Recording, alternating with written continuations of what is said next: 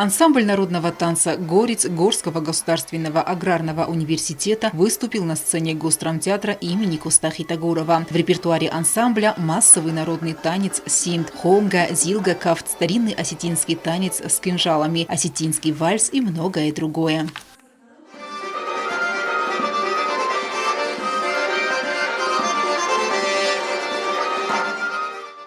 В репертуаре ансамбля также танцы и других народов – восточные, абхазские, аджарские и так далее. Наряду с высоким исполнительским мастерством особенностью ансамбля является глубоко народный, уходящий своими корнями в музыкальную культуру древних алан репертуар. Была представлена насыщенная программа, построенная на основе старинного осетинского танцевального фольклора и музыки.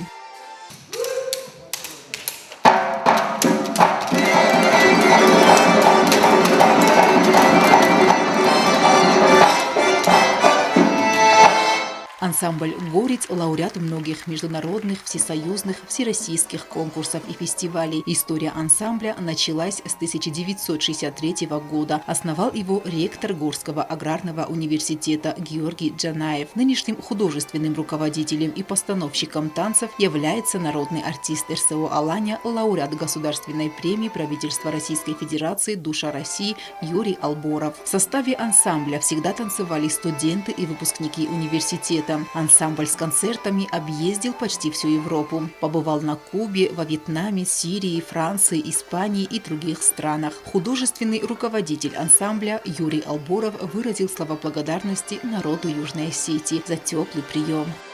Вам всем огромное спасибо, особенно вашему президенту, который от и до посетил наш концерт и до конца посмотрел нашу программу.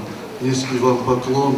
Мы не избалованы таким, но весь коллектив сегодня, когда узнал, что вы в зале, не знаю, как у нас получилось, но мы танцевали от души. Большое вам спасибо. Конечно, дома всегда выступать, потому что дома есть дома. И всегда идет тройная нагрузка, что физическая, что психологическая. Но мы давно здесь не были, мы очень хотели приехать.